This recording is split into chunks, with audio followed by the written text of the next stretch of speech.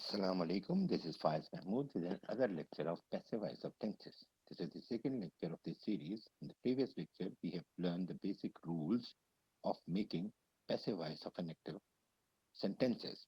Today, we will learn some other rules to make active voice from passive voice.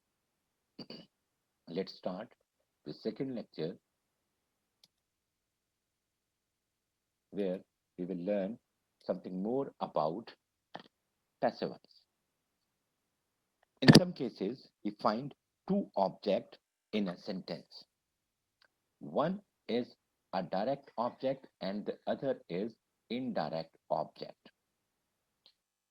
Like here you are seeing her a book. Both are objects. One is direct object and other is indirect object. Keep this thing in your mind that things are always direct object and persons are indirect object. Persons are indirect object. I gave her a book. So we will convert this her into a subject. We will convert persons into subject while making passive voice of an active sentence. She was given a book by me. Or we can also make it a passive voice in this way. A book was given to her by me. It became a bit complicated when we use a book, when we use a book as a subject, where person is also there. Book is a direct object, her is an indirect object. We may use both format while making a passive voice of an active sentence. That in retained object is that object which precedes the direct object. Indirect object is always precedes the direct object. We prefer indirect object. We prefer persons over direct object while making passive voice of any sentence or passive voice of any sentence. Now, moving ahead, sometimes we find preposition in a sentence. Preposition given after the verb in the active voice must be retained in the passive voice. They should not be removed from the sentence while making a passive voice. A car ran over the old man because this preposition is making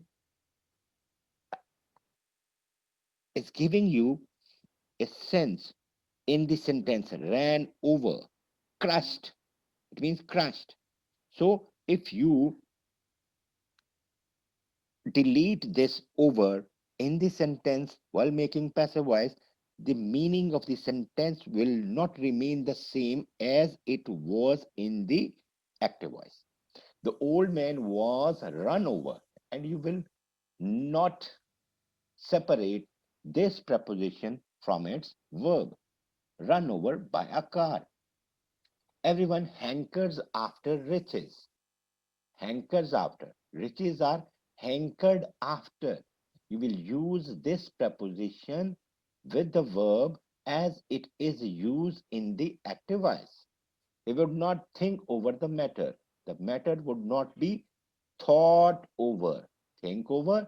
You will change the first form of the word into third form of the word, but you will not remove or change the place of the preposition.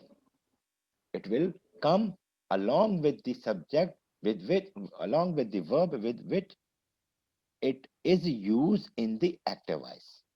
She will not agree to it. It will not be agreed to by her. So this is the use of preposition. If you use preposition in the active voice, the same preposition with the verb, third form of the verb will be used in passive voice and remain with the verb while converting active into passive.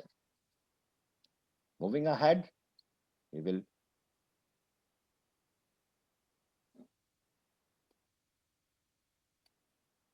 imperative sentences. Imperative sentences are those sentences in which a command, an advice, or request, prayer, or some roundabout idea where you are not clear whether it is an advice, it may be an advice, or it may be a request. You may take it in both type, either it is a command or request, like give me a water, it may be a command or it may be a request. This is where you cannot clearly tell whether it is a command or request. That is a roundabout idea. Imperative sentence, the subject is you usually understood. The subject you is usually understood that someone do it at once. Do it at once. It means someone is saying to you to do that work or that thing at once. That someone is you. This you is usually understood. So while making passive voice, we make passive voice are you are ordered and then make it infinitive with the first form to do it at once and retain this sentence at as it is in the active voice while making it is making this first form of the verb as an infinitive to do it at once. Please help me. The sentences starts with either first form of the verb or please kindly, like these words it starts, please help me, you are requested to help me. Please, imperative, use, please is used or kindly is used. So someone is saying to help him.